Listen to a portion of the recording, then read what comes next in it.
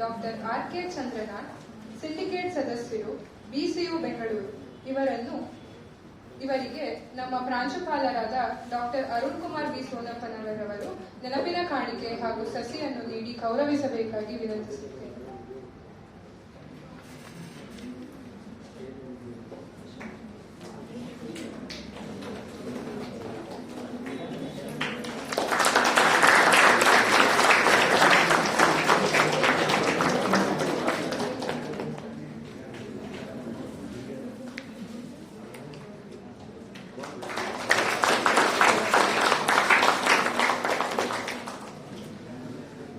ಧನ್ಯವಾದಗಳು ಸರ್. ಈ ಕಾರ್ಯಕ್ರಮದ ಮುಖ್ಯ ಅತಿಥಿಗಳಾದ HST ಸ್ವಾಮಿರವರಿಗೆ, ರಾಜ್ಯ ಸಂಯೋಜಕರು, ಕನ್ನಡ ವಿಜ್ಞಾನ ಉಪನ್ಯಾಸ ಸ್ಪರ್ಧೆ, ಕರ್ನಾಟಕ ರಾಜ್ಯ ವಿಜ್ಞಾನ ಪರಿಷತ್ತು ಇವರಿಗೆ ಶ್ರೀ ರಾಜಯ್ಯ ಸರ್, ರಸಾಯನಶಾಸ್ತ್ರ ಮುಖ್ಯಸ್ಥರು ಇವರು ಅವರಿಗೆ ನೆನಪಿನ ಕಾಣಿಕೆ ಹಾಗೂ ಸಸಿಯನ್ನು ನೀಡಿ ಗೌರವಿಸಬೇಕಾಗಿ ವಿನಂತಿಸುತ್ತೇನೆ.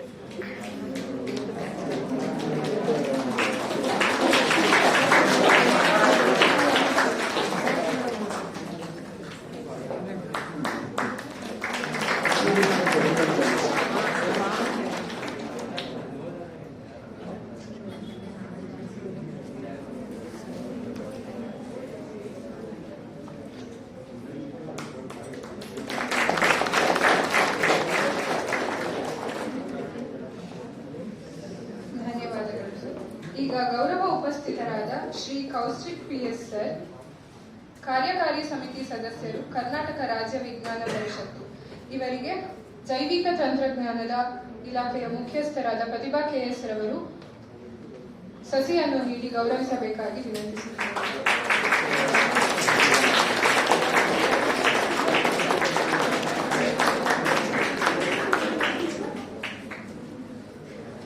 ಈ ಕಾರ್ಯಕ್ರಮದ ಸಂಯೋಜಕರು, ಕರ್ನಾಟಕ ವಿಜ್ಞಾನ ಉಪನ್ಯಾಸ ಸ್ಪರ್ಧೆ ಹಾಗೂ ಮುಖ್ಯಸ್ಥರು, ಜೈವಿಕ ತಂತ್ರಜ್ಞಾನ ವಿಭಾಗ, KLSNCಯ ಡಾಕ್ಟರ್ ಪ್ರತಿಭಾ KS ರವರಿಗೆ ಗೌರವಾನ್ವಿತ ಉಡುಗೊರೆಯಾಗಿ ಸಸಿಯನ್ನು ನೀಡಬೇಕಾಗಿ ಸವಿತಾ ಮ್ಯಾಮ್ ರವರಲ್ಲಿ ಕೇಳಿಕೊಳ್ಳುತ್ತೇನೆ.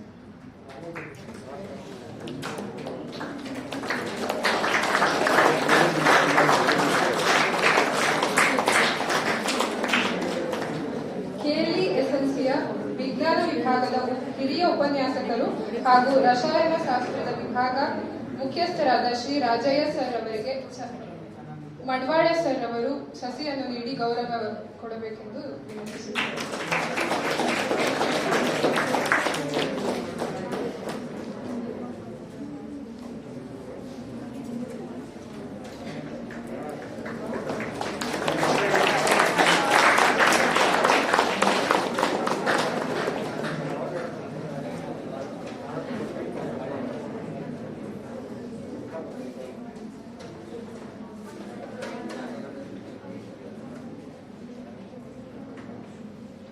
ಈಗ ಪ್ರಾಂಶುಪಾಲರಾದ ಡಾಕ್ಟರ್ ಅರುಣ್ ಕುಮಾರ್ ಬಿ ಸೋನಪ್ಪನವರವರಿಗೆ ಸಸಿಯನ್ನು ನೀಡಿ ಗೌರವಿಸಬೇಕಾಗಿ ಪ್ರತಿಭಾ KS ರವರು ವಿನಂತಿ.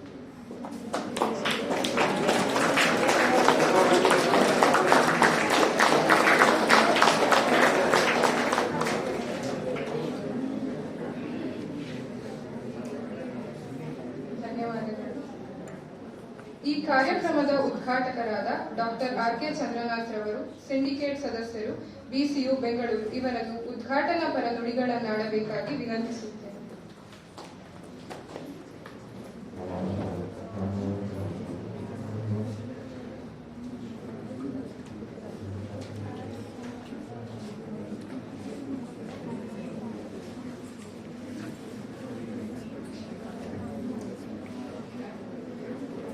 ಇಲ್ಲಿ ನೆರೆದಿರ್ತಕ್ಕಂಥ ಎಲ್ಲರಿಗೆ ನಮಸ್ಕಾರಗಳನ್ನು ತಿಳಿಸ್ತಾ ಇಂದಿನ ಸಮಾರಂಭಕ್ಕೆ ನನ್ನನ್ನು ಉದ್ಘಾಟನನ್ನಾಗಿ ಆಹ್ವಾನಿಸಿದ ಪ್ರಾಂಶುಪಾಲರಾದ ಡಾಕ್ಟರ್ ಅರುಣ್ ಕುಮಾರ್ ಇವರಿಗೆ ವಂದನೆಗಳನ್ನು ಸಲ್ಲಿಸ್ತಾ, ಮಾನ್ಯ ಶ್ರೀ ಅರುಣ್ ಕುಮಾರ್ ಅವರೇ, HST ಸ್ವಾಮಿ ಅವರೇ, ಕೌಶಿಕ್ ಅವರೇ, ಪ್ರತಿಭಾ ಅವರೇ, ಕೆ ನಾಗಿರೆಡ್ಡಿ ಹಾಗೂ ರಾಜೀವ್ ಅವರೇ, ಮುಖ್ಯವಾಗಿ ಪ್ರಾಧ್ಯಾಪಕರೇ, ನನ್ನ ನೆಚ್ಚಿನ ವಿದ್ಯಾರ್ಥಿಗಳು, ಇಂದಿನ ಸಮಾರಂಭ 1977ಕ್ಕೆ ನನ್ನ ನೆನಪನ್ನು ತಗೊಂಡು ಹೋಗುತ್ತೆ. I was a student of Vijaya college 1977. ಅಲ್ಲಿ ಹಿಂದೆ ಕೂತಿರೋರು ಮಾತಾಡಬಾರ್ದು, ಯಾರಲ್ಲಿ last bench. You are here to listen, not to talk.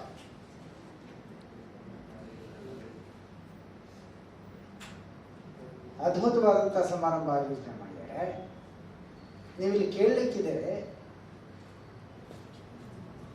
ಆಮೇಲೆ ಸಿಗ್ಲಿಕ್ಕಿಲ್ಲ. ನಾ ಹೇಳಕ್ ಹೊರಟಿದ್ದೆ 77 ಬೆಂಗಳೂರು ವಿಶ್ವವಿದ್ಯಾಲಯ ಮೆಡಿಕಲ್ ಕಾಲೇಜ್ ಬ್ಯಾಂಗ್ಳೂರು BMC ಇವರು ಆಯೋಜಿಸಿದ್ರು ಕನ್ನಡ ಸ್ಪರ್ಧೆ. ಪ್ರಣಾಳ ಶಿಶುವಿನ ಸೃಷ್ಟಿಯಿಂದ ಸಾಮಾಜಿಕ ಜೀವನ ಹಾನಿ, ಇದರ ಬಗ್ಗೆ ನಾನು ಮಾತಾಡಿದ್ದೆ. ನಾನು ಪ್ರಾಂಶುಪಾಲರಿಗೆ ಹೇಳ್ತೆ, ಇತ್ತೀಚೆಗೆ ಇಂತಹ ಒಂದು ಉಪನ್ಯಾಸ ಸ್ಪರ್ಧೆಗಳು ಕಡಿಮೆ ಆಗ್ತಾ ಇದೆ, ನೀವು ಶ್ಲಾಘನೀಯ, ಇಂಥದ್ದೊಂದು ಮಾಡ್ತಾ ಇದ್ದೇನೆ. ಇಲ್ಲಿ ಪ್ರಾಧ್ಯಾಪಕರಿದ್ದೀರಿ, ಟೀಚರ್ಸ್ ಆಫ್ ಟೀಚರ್ಸ್, ವೇಟ್. ಆಮೇಲೆ ಮುಂದೆ ಪ್ರಾಧ್ಯಾಪಕರಾಗ್ತಕ್ಕಂಥವ್ರು ಫೈನಲ್ ಡಿಗ್ರಿ ಸ್ಟೂಡೆಂಟ್ಸ್. ಫೈನ್, ತಾವೆಲ್ಲ ಬಂದಿದ್ದೀರಿ. ನನಗೆ ಅತ್ಯಂತ ಸಂತೋಷ ಆಗುತ್ತೆ. 2 ವಿಚಾರಗಳನ್ನ ತಮಗೆ ತಿಳಿಸಬೇಕು. ಈ ಸಭೆಯ ಮೇಲೆ ನಿಂತ್ಕೊಂಡು ಸಭಿಕರನ್ನು ಉದ್ದೇಶಿಸಿ ಮಾತನಾಡ್ತಕ್ಕಂಥ ತಾಕತ್, ಧೈರ್ಯ ಬರೋದು ಇಂಥ ಸ್ಪರ್ಧೆಗಳಿಂದಲೇ. Please understand. ನಾವು PhD ಮಾಡಿದ್ಮೇಲೆ, ಟೀಚರ್ಸ್ ಆದಮೇಲೆ ರಿಫ್ರೆಷರ್ ಕೋರ್ಸ್ ಮಾಡಬೇಕು ಅಂತ ಹೇಳಿ ಸರ್ಕಾರ ಹೇಳಿದೆ. ಮೈಸೂರಿನಲ್ಲಿ ಹೋಗಿ ಗೌರ್ಮೆಂಟ್ ಸೈನ್ಸ್ ಕಾಲೇಜ್ ಒಬ್ಬರು ಪ್ರಾಧ್ಯಾಪಕರು ಬಂದಿದ್ರು. ಅವ್ರದ್ದು ನೆಕ್ಸ್ಟ್ ಟರ್ಮ್ ಅವ್ರಿಗೆ ಜ್ವರ ಬಂದ್ಬಿಡ್ತು. Please, it's A fact. ಅವ್ರು ಜ್ವರ ಬಂತು, ಸೆಮಿನಾರ್ ಕೊಡಬೇಕಾಗಿತ್ತು ಅವರು. ಕೊನೆಗೆ ನಾನು ಮೈಕ್ರೋರೈಸಮ್ನಲ್ಲಿ ವರ್ಕ್ ಮಾಡಿದ್ದೆ. ನೀನು ಎಕ್ಟೋ ಮೈಕ್ರೋರೈಸಮ್ ನ್ಯೂಸ್ ಇನ್ಫಾರ್ಮೇಶನ್ ಕೊಡ್ತೀನಪ್ಪ, ನೀವು ಮಾಡುವ, ನಾವೆಲ್ಲ ಇಲ್ಲೇ ಕೂತ್ಕೊಂಡು ಗ್ಯಾಸ್ ಕಮಾನ್ ಅಂತ ಹೇಳ್ತಾ ಇದ್ದೆ. ತಾಕತ್ತಿಲ್ಲ, ಧೈರ್ಯ ಇಲ್ಲ, ಪಾಠ ಹೇಗೆ ಮಾಡ್ತಾರೆ ಗೊತ್ತಿಲ್ಲ. ಹಾಗಾಗಿ you have to learn to address. ಹೇಗೆ ಮಾಡೋಕ್ಕಾಗುತ್ತೆ? ಅರ್ಥ ಮಾಡ್ಕೊಳ್ಳಿ ಫಸ್ಟ್. ಅರ್ಥ ಮಾಡಿಕೊಂಡ್ರೆ ಧೈರ್ಯ ತಾನಾಗೆ ಬರುತ್ತೆ. ನಾನೇ ಹೇಳ್ತಿದ್ದೇನೆ, 1 ಗಂಟೆಯ ಪಾಠಕ್ಕೆ ನೀವು ಕನಿಷ್ಠ 4 ಗಂಟೆ ತಯಾರಿ ನಡೆಸಬೇಕು. ಪ್ರಿಪರೇಷನ್ ಕೆಲವರು ಮಾಡ್ತಾರೆ ಪಾಠಕ್ಕೆ, ಅದು ಪ್ರಶ್ನೆ ಅಲ್ಲ, ಪಾಠ ಅಲ್ಲ, ಅವ್ರು ನೆನೆಸ್ಕೊಳ್ಳಲ್ಲ ಯಾರು, ನಾನು ಎಷ್ಟು ಅಂತ. ಮತ್ತೆ ಮುಖ್ಯ ವಿಚಾರಕ್ಕೆ ಬರ್ತೀನಿ. I am coming to the most important aspect. ಯಾಕೆಂದ್ರೆ ಈ ವಿಚಾರ ಹೇಳಲೇಬೇಕಾಗುತ್ತೆ. ಸಿದ್ಧಾರ್ಥ ಬುದ್ಧ ಆಗೋಕ್ಕಿಂತ ಮುಂಚೆ ರಸ್ತೆಯಲ್ಲಿ ನಡ್ಕೊಂಡು ಹೋಗ್ತಾ ಇದ್ದ. ಅವನ ಹಿಂದೆ ಶಿಷ್ಯರು ಬರ್ತಾ ಇದ್ರು. ಏನೋ ಜನ ಎಲ್ಲ ನಿಂತ್ಕೊಂಡಲ್ವ ಟೆಂಟ್ ಹತ್ರ. ಆಗೆಲ್ಲ ಒಂದು ಆಣೆ, 5 ವರ್ಷ 1000 ವರ್ಷ ಎಷ್ಟೋ ಒಂದು ಹೊರಹ ಕೊಟ್ಟು ಎಲ್ಲ ಹೋಗ್ತಾ ಇದ್ರು ನೋಡ್ಕೊಂಡು. ಏನೋ ಒಂದು ಶಬ್ದ ಬರ್ತಾ ಇತ್ತು ಯಂತ್ರದಿಂದ. ಸಿದ್ಧಾರ್ಥ ಕೇಳಿ, ಏನದು? ಶಿಷ್ಯರಿಗೆ ನೋಡ್ಕೊಂಡು ಬನ್ನಿ. ಅವ್ರು ಬಂದು ಹೇಳಿದ್ರು, ಸ್ವಾಮಿ ಅಲ್ಲಿಂದ ಏನೋ ಒಂದು ಈ ರೀತಿ ಶಬ್ದ ಮಾಡಿ ಹಂದಿ ಶಬ್ದ ಬರೋ ಥರ ಮಾಡ್ತಾ ಇದ್ದಾರೆ. ಅಯ್ಯೋ ಹೌದಾ? ಶಿಷ್ಯರಿಗೆ ಹೇಳಿದ, ಒಂದು ಹಿಡ್ಕೊಂಡ್ ಬನ್ನಿ ಹಂದಿ. ಅವ್ರಿಗೆ ಹಿಡ್ಕೊಳಕ್ ಹೋದ್ರೇನೆ ಹಂದಿ ಜೋರಾಗಿ ಹೋಗ್ತಾ ಇದೆ. ಜನ ಎಲ್ಲ ನಗೋಕ್ಕೆ ಸ್ಟಾರ್ಟ್ ಮಾಡಿ, ಏನು ಬುದ್ಧಿ ಇದೆ ಇಲ್ಲ, ಹಂದಿ ಹಿಡ್ಕೊಂಡು ಶಬ್ದ ಮಾಡ್ತಾ ಇದ್ದಾರಲ್ಲ. ಆಗ ಬುದ್ಧ ಹೇಳಿದ, ಇವರು ಭ್ರಮೆಯಲ್ಲಿದ್ದಾರೆ, ಇಲ್ಯೂಷನ್, ಸತ್ಯದ ಅರಿವಿಲ್ಲ ಇವರಿಗೆ, ಸತ್ಯ ತಿಳ್ಕೊಳ್ಳೋಕೆ ಇಷ್ಟನೇ ಇಲ್ಲ, ಬರೀ ಇಲ್ಯೂಷನ್ ಅಲ್ಲಿದ್ದಾರೆ, ಭ್ರಮೆ.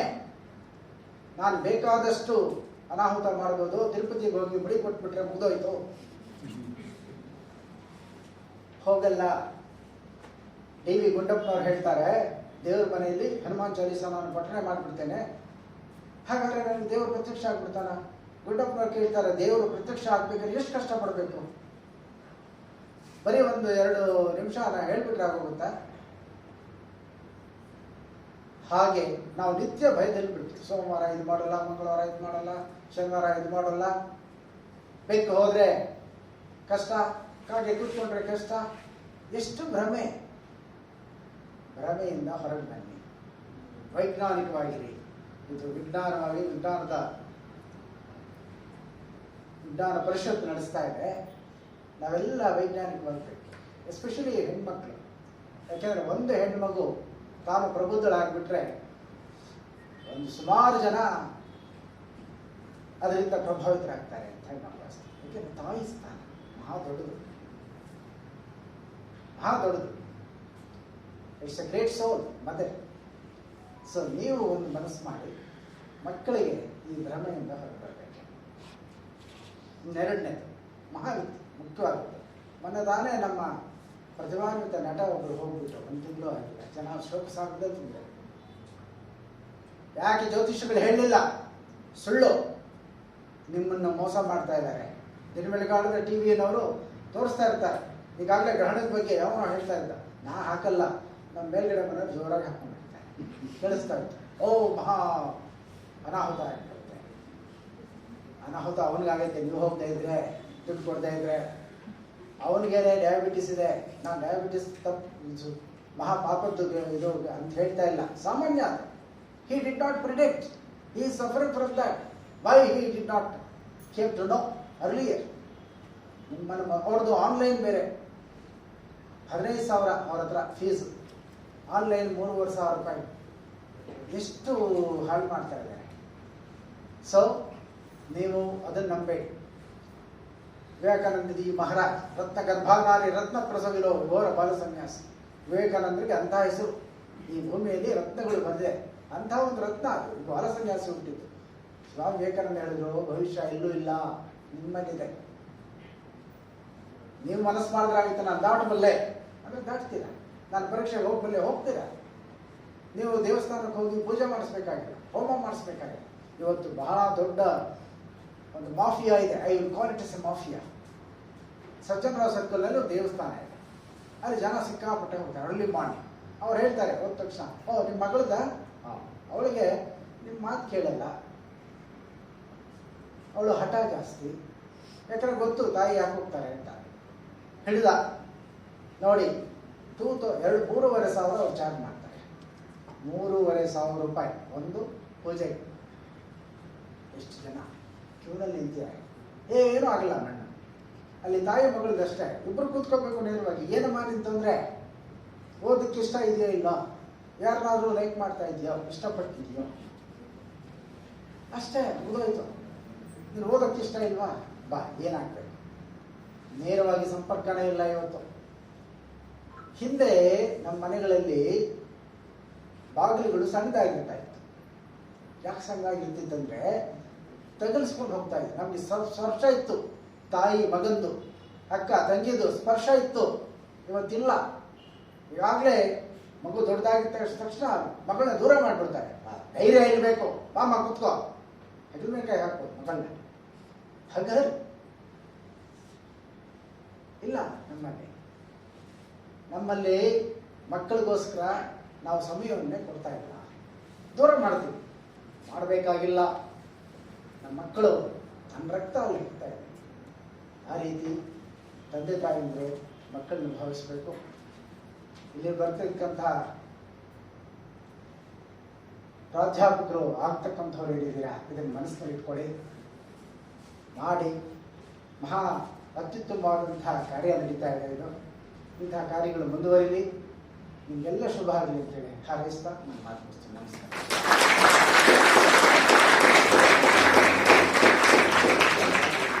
ಧನ್ಯವಾದಗಳು ಸರ್.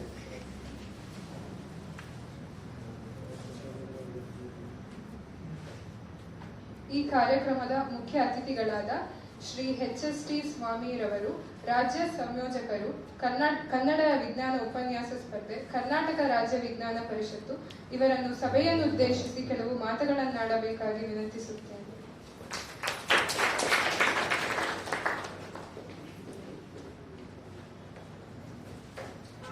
ಎಲ್ರಿಗೂ ನಮಸ್ಕಾರ. ಕರ್ನಾಟಕ ರಾಜ್ಯ ವಿಜ್ಞಾನ ಪರಿಷತ್ತು, ವಿಜ್ಞಾನ ಮತ್ತು ತಂತ್ರಜ್ಞಾನ ಇಲಾಖೆ, ಕಾಲೇಜು ಶಿಕ್ಷಣ ಇಲಾಖೆ ಹಾಗೂ ಕೆಇ ಸೊಸೈಟಿ ನಿಜಲಿಂಗಪ್ಪ ಕಾಲೇಜ್ ಇವರ ಸಹಯೋಗದಲ್ಲಿ ನಡೀತಾ ಇರತಕ್ಕಂಥ ಬೆಂಗಳೂರು ವಿಶ್ವವಿದ್ಯಾಲಯ ಮಟ್ಟದ ಈ ಕನ್ನಡ ವಿಜ್ಞಾನ ಉಪನ್ಯಾಸ ಸ್ಪರ್ಧೆಯ ಅಧ್ಯಕ್ಷತೆಯನ್ನು ವಹಿಸಿರ್ತಕ್ಕಂಥ ಈ ಕಾಲೇಜಿನ ಪ್ರಾಂಶುಪಾಲರಾದ ಡಾಕ್ಟರ್ ಅರುಣ್ ಕುಮಾರ್ ಸೋನಪ್ಪ ಸರ್ ಅವರೇ, ಹಾಗೂ ಈಗ ತಾನೇ ಈ ಕಾರ್ಯಕ್ರಮವನ್ನು ವಿದ್ಯುಕ್ತವಾಗಿ ಉದ್ಘಾಟನೆ ಮಾಡಿದಂಥ ಬೆಂಗಳೂರು ಕೇಂದ್ರೀಯ ವಿಶ್ವವಿದ್ಯಾಲಯ syndicate ಸದಸ್ಯರಾಗಿರ್ತಕ್ಕಂಥ doctor R K. Chandranath sir ಅವರೇ, ಉಪಸ್ಥಿತರಿರ್ತಕ್ಕಂಥ ನಮ್ಮ ಕರ್ನಾಟಕ ರಾಜ್ಯ ವಿಜ್ಞಾನ ಪರಿಷತ್ತಿನ ಕಾರ್ಯಕಾರಿ ಸಮಿತಿ ಸದಸ್ಯರಾದ ಪಿ.ಎಸ್. ಕೌಶಿಕ್ ರವರೇ, ಹಾಗೂ ತುಂಬ ಚೆನ್ನಾಗಿ ಈ ವಿಶ್ವವಿದ್ಯಾಲಯ ಮಟ್ಟದ ಉಪನ್ಯಾಸ ಸ್ಪರ್ಧೆಯನ್ನು ಅಚ್ಚುಕಟ್ಟಾಗಿ ವ್ಯವಸ್ಥೆ ಮಾಡಿರ್ತಕ್ಕಂಥ ಈ ಕಾರ್ಯಕ್ರಮದ ಸಂಯೋಜಕರು, ಈ ಕಾಲೇಜಿನ ಜೈವಿಕ ತಂತ್ರಜ್ಞಾನ ವಿಭಾಗದ ಮುಖ್ಯಸ್ಥರಾಗಿರ್ತಕ್ಕಂಥ ಡಾಕ್ಟರ್ ಪ್ರತಿಭಾ ಮೇಡಮ್ ಅವರೇ, ಇಲ್ಲಿ ಉಪಸ್ಥಿತಕ್ಕಂಥ ಎಲ್ಲ ಪ್ರಾಧ್ಯಾಪಕ ಮಿತ್ರರೇ ಹಾಗೂ ವಿದ್ಯಾರ್ಥಿಗಳೇ, ಕರ್ನಾಟಕ ರಾಜ್ಯ ವಿಜ್ಞಾನ ಪರಿಷತ್ತು ಕಳೆದ 41 ವರ್ಷಗಳಿಂದ ಅನೇಕ ವೈವಿಧ್ಯಮಯ ವೈಜ್ಞಾನಿಕ ಚಟುವಟಿಕೆಗಳನ್ನು ಹಮ್ಮಿಕೊಂಡು ಬರ್ತಾ ಇದೆ. ಅದರಲ್ಲಿ ನಾವು ನಡೆಸ್ತಾ ಇರತಕ್ಕಂಥದ್ದು ಪ್ರೌಢಶಾಲಾ ವಿದ್ಯಾರ್ಥಿಗಳಿಗೆ ಅನೇಕ ಚಟುವಟಿಕೆಗಳನ್ನ ಮಾಡ್ತಾ ಇರ್ತೀವಿ. ಆದರೆ ಪದವಿ ವಿಜ್ಞಾನ ವಿದ್ಯಾರ್ಥಿಗಳನ್ನ ಕುರಿತು 2 ಮುಖ್ಯವಾಗಿರ್ತಕ್ಕಂಥ ಕಾರ್ಯಕ್ರಮಗಳನ್ನು ನಾವು ಹಮ್ಮಿಕೊಳ್ತಾ ಬರ್ತಾ ಇದ್ದೀವಿ ಈಗ 8-10 ವರ್ಷಗಳಿಂದ.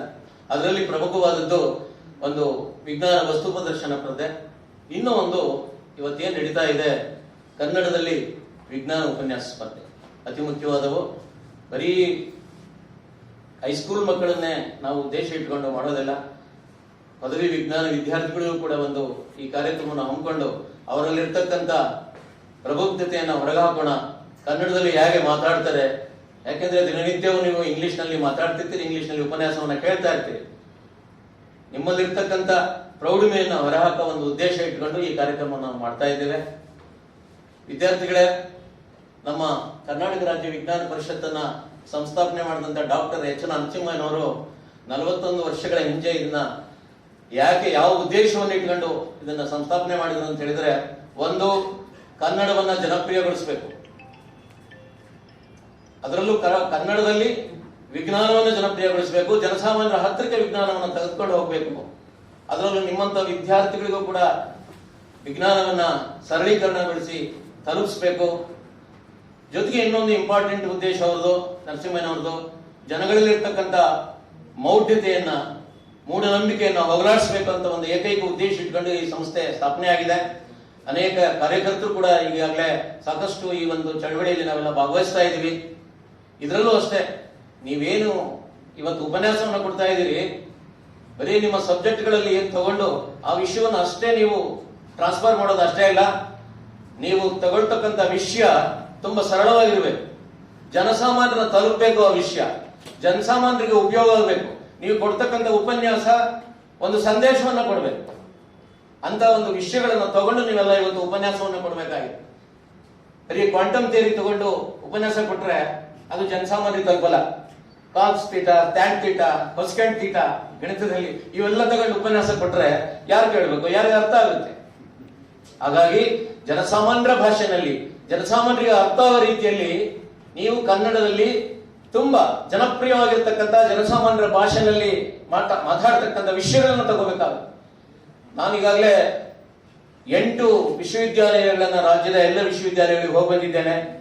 ವಿದ್ಯಾರ್ಥಿಗಳು ಉತ್ತಮವಾಗಿರ್ತಕ್ಕಂಥ ಟಾಪಿಕ್ಗಳನ್ನ ತಗೊಂಡು ಉಪನ್ಯಾಸಗಳನ್ನ ಕೊಡ್ತಾ ಇದ್ದಾರೆ, ತುಂಬಾ ಚೆನ್ನಾಗಿದ್ದಾರೆ. ನೀವು ರಸಾಯನಶಾಸ್ತ್ರ ತಗೊಂಡ್ರೆ ಬರೀ ಕೆಮಿಕಲ್ ಬಾಂಡಿಂಗ್ ಅವುಗಳ ಮೇಲೆ ಮಾತಾಡ್ಬೇಕು ಅಂತೇನಿಲ್ಲ. ಅಡುಗೆ ಮನೆಯಲ್ಲಿ ರಸಾಯನಶಾಸ್ತ್ರ, ಅಡುಗೆ ಮನೆಯಲ್ಲಿ ಗಣಿತ, ಎಂತೆಂಥ ವಿಷಯಗಳು ಮಾತಾಡಿದ್ರೆ ನೋಡಿ. ಕೃಷಿಯಲ್ಲಿ ಗಣಿತ, ಹೆಣ್ಣು ಮಕ್ಕಳ ವ್ಯಾನಿಟಿ ಬ್ಯಾಗ್ ನಲ್ಲಿ ರಸವಸ್ತುಗಳು ನೋಡಿ, ಸ್ತ್ರೀಯರ ವ್ಯಾನಿಟಿ ಬ್ಯಾಗ್ ಅಲ್ಲಿ ರಸವಸ್ತುಗಳು. ಫಸ್ಟ್ ಪ್ರೈಸ್ ಬಂದಿದೆ, ಸ್ಟೇಟ್ಗೆ ಸೆಲೆಕ್ಟ್ ಆಗಿದ್ದಾರೆ ಇಂಥ ವಿಷಯಗಳನ್ನು ಮಾತಾಡಿ. ಇಂಥ ವಿಷಯಗಳನ್ನು ಆಯ್ಕೆ ಮಾಡ್ಕೊಂಡು ನೀವು ಕನ್ನಡದಲ್ಲಿ ಎಲ್ಲರ ಮನಮುಟ್ಟುವಂತೆ ಉಪನ್ಯಾಸವನ್ನು ಕೊಡಬೇಕಾಗಿದೆ. ಏನು 7-8 ನಿಮಿಷ ಮಾತಾಡ್ಲಿಕ್ಕೆ ಏನಿಲ್ಲ. ಇಲ್ಲಿವರೆಗೂ ನೀವು ನಿಮ್ಮ ಉಪನ್ಯಾಸಕರು ಕೊಡ್ತಕ್ಕಂಥ ಉಪನ್ಯಾಸವನ್ನ ಇಂಗ್ಲಿಷ್ ನಲ್ಲಿ ಕೇಳ್ತಾ ಇದ್ರಿ. ಈಗ ನೀವು ನಿಮ್ಮದೇ ಬಾಯಿಯ ಮೂಲಕ ಉತ್ತಮವಾಗಿ ಉಪನ್ಯಾಸವನ್ನು ಕೊಟ್ಟು ಅವರ ತೀರ್ಪುಗಾರರ ಮನವನ್ನು ಮೆಚ್ಚಿಸಬೇಕಾಗಿದೆ. ಇವತ್ತು ಅವ್ರಿಗಿಂತ ಪ್ರಬುದ್ಧತೆಯನ್ನು ಮೆರಿಬೇಕಾಗಿದೆ ನೀವೆಲ್ಲ. ಹಾಗಾಗಿ ವಿಜ್ಞಾನ ಪರಿಷತ್ತಿನ ಈ ಉದ್ದೇಶ ಎಲ್ಲ ಈಡೇರಬೇಕು. ಈ ಉಪನ್ಯಾಸ ಸ್ಪರ್ಧೆ ತುಂಬಾ ಯಶಸ್ವಿಗೊಳಿಸಬೇಕು. ನೀವೆಲ್ಲ ಈ ಕಾರ್ಯಕ್ರಮ ತುಂಬಾ ಚೆನ್ನಾಗಿ ಆಗಿದೆ, ಚೆನ್ನಾಗಿ ಅರೇಂಜ್ ಮಾಡಿದರೆ ಮುಖ್ಯಸ್ಥರು. ಎಲ್ಲಕ್ಕಿಂತ ಮುಖ್ಯವಾಗಿ ನೀವೆಲ್ಲ ನಮ್ಮ ಕರ್ನಾಟಕ ರಾಜ್ಯ ವಿಜ್ಞಾನ ಪರಿಷತ್ತಿನ ಸದಸ್ಯತ್ವವನ್ನು ತಗೊಂಡು ಪ್ರೋತ್ಸಾಹ ಕೊಡಿ. ವಿಜ್ಞಾನ ಪರಿಷತ್ತು ಬೆಳೆಯೋದಕ್ಕೆ ನಿಮ್ಮೆಲ್ಲರೂ ಸಹಕಾರ ಇರಲಿ ಅಂತ ಹೇಳಿ ಎಲ್ಲ ಶುಭವಾಗಲಿ. ಇವತ್ತೇನು ನೀವು ಈ ಒಂದು ಸ್ಪರ್ಧೆನಲ್ಲಿ 8 ಜನ ಆಯ್ಕೆ ಆಗ್ತೀರಿ. ಪ್ರತಿ ವಿಷಯದಲ್ಲಿ 2 ಆಯ್ಕೆ ಆಗ್ತಿದ್ದೀರಿ, ಪ್ರಥಮ ಮತ್ತು ದ್ವಿತೀಯ. ಟೋಟಲ್ 4 ವಿಷಯಗಳಿಂದ 8 ವಿದ್ಯಾರ್ಥಿಗಳು ಆಯ್ಕೆಯಾಗಿ ರಾಜ್ಯ ಮಟ್ಟಕ್ಕೆ ಬರ್ತೀರಿ. ಈ ಸಾರಿ ಹೋದ್ ಸಾರಿ ರಾಜ್ಯ ಮಟ್ಟದ ಸ್ಪರ್ಧೆ ಚಿತ್ರದುರ್ಗದಲ್ಲಿ ನಡೆದಿತ್ತು. ಈ ವರ್ಷದಲ್ಲಿ ಇದು ಗುಲ್ಬರ್ಗದಲ್ಲಿ ನಡೀತಾ ಇದೆ. ಡಿಸೆಂಬರ್ ಇದೇ ತಿಂಗಳ ಕೊನೆ ವಾರದಲ್ಲಿ ಅಥವಾ ಜನವರಿ ಫಸ್ಟ್ ವೀಕ್ ಅಲ್ಲಿ ನಡೀತಾ ಇದೆ. ಯಾರಿಗೆ ಅದೃಷ್ಟ ಇದೆಯೋ ಗೊತ್ತಿಲ್ಲ ಸ್ಟೇಟ್ ಲೆವೆಲ್ ಬರ್ಲಿಕ್ಕೆ. ತೀರ್ಪುಗಾರರು ಉತ್ತಮ ಆಯ್ಕೆಯನ್ನ ಮಾಡಿ ನಿಮ್ಮನ್ನ ಆಯ್ಕೆ ಮಾಡ್ತಿದ್ದಾರೆ. ಶುಭವಾಗ್ಲಿ, ಯಶಸ್ಸನ್ನ ತರಲಿ ಅಂತ ಹೇಳಿ ಈ 2 ಮಾತುಗಳನ್ನ ಆಡ್ಲಿಕ್ಕೆ ಅವಕಾಶ ಮಾಡಿಕೊಟ್ಟಿರ್ತಕ್ಕಂಥ ನಿಮ್ಮೆಲ್ಲರಿಗೂ ವಂದಿಸಿ ಮುಗಿಸ್ತೇನೆ. ಧನ್ಯವಾದ.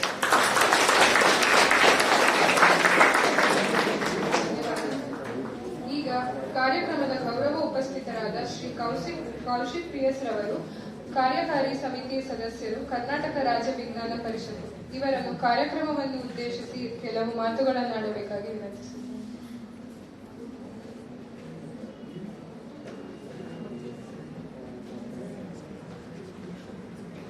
ಎಲ್ಲರಿಗೂ ನಮಸ್ಕಾರ. ಈಗಾಗಲೇ ಸ್ಪರ್ಧೆಯಲ್ಲಿ ಭಾಗವಹಿಸಲಿಕ್ಕೆ ಬಹಳ ತಂಡಗಳು ಬಹಳ ಉತ್ಸುಕತೆಯಲ್ಲಿ ತಾವೆಲ್ಲರೂ ಕಾಯ್ತಿರ್ತೀವಿ. ಆದ್ರೂ ಆಸ್ ಅ ಫಾರ್ಮ್ಯಾಲಿಟಿ ಹೇಳಿದ್ದಾರೆ. ನಾವಿವತ್ತು ಬಹಳ ವಿಶಿಷ್ಟವಾದ ಜನರ ಜೊತೆಯಲ್ಲಿದ್ದೀವಿ.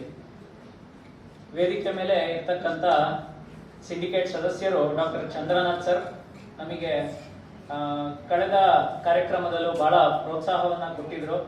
ನಾವು ವಿಜ್ಞಾನ ಪರಿಷತ್ತಿನಿಂದ ವಿಜ್ಞಾನ ವಸ್ತು ಪ್ರದರ್ಶನ ಸ್ಪರ್ಧೆಯನ್ನು ಕೂಡ ಮಾಡ್ತೀವಿ. ಇಂಜಿನಿಯರಿಂಗ್ ಸ್ಟೂಡೆಂಟ್ಸ್ ಬಹಳ ಕಾಮನ್ ಪ್ರಾಜೆಕ್ಟ್ ಎಕ್ಸಿಬಿಷನ್ಸ್, ಆದ್ರೆ BSc B.Ed ಸ್ಟೂಡೆಂಟ್ಸ್ಗೆ ಬಹಳ ವಿರಳ ನಂಬರ್ ಆಫ್ ಕಾಂಪಿಟೇಷನ್ಸ್, ಆ ರೀತಿ ಬಹಳ ಕಡಿಮೆ ಇರುತ್ತೆ. ಹಾಗಾಗಿ ಆ ರೀತಿ ಕಾರ್ಯಕ್ರಮ ನಾವು ಬೆಂಗಳೂರು ಸಿಟಿ ಯೂನಿವರ್ಸಿಟಿಯಲ್ಲಿ ಮಾಡ್ಲಿಕ್ಕೆ ಬಹಳ ನಮಗೆ ಅನುಕೂಲವನ್ನ ಮಾಡಿಕೊಟ್ಟಿದ್ದಾರೆ. ತಮಗೆ ಧನ್ಯವಾದಗಳು ಸರ್. ತಮ್ಮನ್ನ ನೆನ್ಸ್ಕೋತೀವಿ ನಾವು ಅವಾಗ. ಹಾಗೆ ನಮಗೆ ನಿಮ್ಗೆಲ್ಲರಿಗೂ ಆತ್ಮೀಯರಾಗಿರ್ತಕ್ಕಂಥ ಅರುಣ್ ಕುಮಾರ್ ಸರ್ ಅವ್ರ ಬಗ್ಗೆ ನಿಮ್ಗೆ ಬಹಳ ವಿಷಯಗಳು ಗೊತ್ತೇ ಇರುತ್ತೆ. ಅದಲ್ಲದೇನೋ ಈಗ ನಾವು ಇನ್ಕ್ಯುಬೇಷನ್ ಸೆಂಟರ್ ಅನ್ನ ಮಾಡಬೇಕು ಡಿಗ್ರಿ ಸ್ಟೂಡೆಂಟ್ಸ್ಗೆ ಅಂತ ಹೇಳಿದಾಗ ಟೆಕ್ನಿಕಲ್ ಸ್ಟೂಡೆಂಟ್ಸ್ಗೆ ಬಹಳ ಅದು ಕೂಡ ಬಹಳ ಸಾಮಾನ್ಯ. ಈಗ PSL ಆಗಿರ್ಬೋದು, ಇಂಜಿನಿಯರಿಂಗ್ ಕಾಲೇಜ್ಗಳಲ್ಲಾಗಿರ್ಬೋದು, ನಮ್ಮ ಜ್ಯೂರಿ ಮೆಂಬರ್ ಆಗಿ ಬಂದಿದ್ದಾರೆ ಮಲ್ಲಿಕಾರ್ಜುನಯ್ಯ ಸರ್. ಇವರು ಕಾಲೇಜ್ಗಳಲ್ಲಿ MS ರಾಮಯ್ಯಲ್ಲೆಲ್ಲ it is very common incubation centres ಎಲ್ಲ. ಬಟ್ ಡಿಗ್ರಿ ಸ್ಟೂಡೆಂಟ್ಸ್ಗೆ BCom ಸ್ಟೂಡೆಂಟ್ಸ್ಗೆ ಮಾಡಬೇಕು ಅಂತ ಹೇಳಿ ನಾವು ಆಸ್ ಅ ಐಡಿಯಾ ತಂದಾಗ ಸಾಕಷ್ಟು ಜನಕ್ಕೆ ವಿಯರ್ಡ್ ಐಡಿಯಾ, ಇದೆಲ್ಲ ಸಾಧ್ಯನ ಅಗತ್ಯನ ಅನ್ಸಿತ್ತು. ಬಟ್ ಅರುಣ್ ಕುಮಾರ್ ಸರ್ ಅವರು still he welcomed us and committee ಆಗಿದೆ, it is in the process. So person with a big heart, ನನಗೆ ಬಹಳ ಅಭಿಮಾನ ಇದೆ. ಹಾಗೆ HST ಸ್ವಾಮಿ ಅವರು ಈಗ ಮಾತನಾಡ್ತಾ ಹೇಳಿದರೆ, ಅವರು ನನ್ನ ವಿಜ್ಞಾನ ಪರಿಷತ್ತಲ್ಲಿ ನಮ್ಮ ಜೊತೆಗೆ ಸಹೋದ್ಯೋಗಿಗಳು. ಹಾಗೆ ಒಂದು ವಿಶೇಷತೆ ಹೇಳಬೇಕು ಅಂದ್ರೆ, ಈಗ H ನರಸಿಂಹಯ್ಯನವರ 100ನೇ ವರ್ಷ ಸೆಂಟಿನರಿ ಇಯರ್. ಹಾಗಾಗಿ ಅವರು ಹೇಳಿಲ್ಲ ಏನಂದ್ರೆ, ಅವರು ಚಿತ್ರದುರ್ಗದಲ್ಲಿ 100 ಶಾಲೆಗಳಲ್ಲಿ ಕಾರ್ಯಕ್ರಮವನ್ನ ವಿಜ್ಞಾನ ಪ್ರಸರಣಕ್ಕೋಸ್ಕರ ಮಾಡಬೇಕು ಅಂತ ಹೇಳಿ ಈಗಾಗಲೇ ಎಷ್ಟು ಸರ್ 44 ಆಗಿದೆಯಾ, 44 programs he has done individually. So we wish him all the best. 100 ಕಾರ್ಯಕ್ರಮಗಳು ಬೇಗ ಆಗಲಿ. 100ನೇ ಕಾರ್ಯಕ್ರಮಕ್ಕೆ ನಾನು ಖಂಡಿತವಾಗ್ಲೂ ಚಿತ್ರದುರ್ಗಕ್ಕೆ ಬಂದೇ ಬರ್ತೀನಿ ಸರ್. ಎಸ್. ಇರ್ತಕ್ಕಂಥ ರಾಜಯ್ಯನವರೇ ಹಾಗೂ ಪ್ರತಿಭಾ ಮೇಡಮ್ ಬಹಳ ಪರಿಶ್ರಮವನ್ನ ಪಟ್ಟು ಕಾರ್ಯಕ್ರಮವನ್ನ ಯಶಸ್ವಿಯಾಗಲಿಕ್ಕೆ ಬಹಳ ಪರಿಶ್ರಮವನ್ನ ಪಟ್ಟಿದ್ದಾರೆ. ಈ ಕಾರ್ಯಕ್ರಮದಲ್ಲಿ ತಾವೆಲ್ಲರೂ ಭಾಗವಹಿಸ್ತಾ ಇದ್ದೀರಿ. ಒಂದು ಕಾಲೇಜಿನಿಂದ ಬರೀ 4 ತಂಡಗಳಿಗೆ, ಫಿಸಿಕ್ಸ್, ಕೆಮಿಸ್ಟ್ರಿ, ಮ್ಯಾಥ್ಸ್, ಬಯಾಲಜಿ ಬರೀ 4 ತಂಡಗಳಿಗೆ ಅವಕಾಶ ಇತ್ತು. ಇಲ್ಲ ಅಂದಿದ್ರೆ the teams would have been exploded. KLE ಕಾಲೇಜಲ್ಲೇ ನಂಬರ್ ಆಫ್ ರಿಜಿಸ್ಟ್ರೇಷನ್ ಫಾರಮ್ಸ್ ಗೆ ಕಷ್ಟ ಆಗೋದು ಅನ್ಸುತ್ತೆ, ಅಷ್ಟು ರಿಜಿಸ್ಟ್ರೇಷನ್ ಫಾರಮ್ಸ್ ಬೇಕಾಗೋದು. So yes, there is a limitation. But ಸಾಕಷ್ಟು ಬೇರೆ ಬೇರೆ ಕಾಲೇಜ್ಗಳು, ಬೇರೆ ಯೂನಿವರ್ಸಿಟಿಗಳಿಂದ ತಂಡಗಳು ಬಂದಿದ್ದಾರೆ.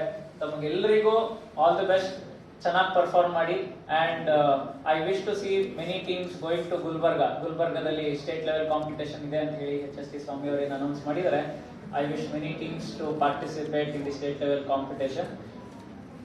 ತಮಗೆಲ್ಲರಿಗೂ ಮತ್ತೊಮ್ಮೆ ಕಾರ್ಯಕ್ರಮದಲ್ಲಿ, ಕಾಂಪಿಟೇಷನ್ ಅಲ್ಲಿ ಯಶಸ್ವಿಯಾಗಿ ಭಾಗವಹಿಸಿ ಅಂತ ಹೇಳ್ತಾ ನನ್ನ ಮಾತನ್ನು ಮುಗಿಸ್ತೀನಿ. Thank you.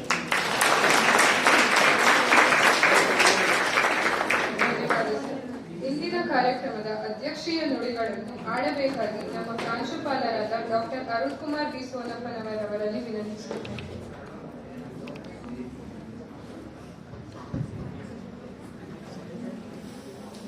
ಎಲ್ಲರಿಗೂ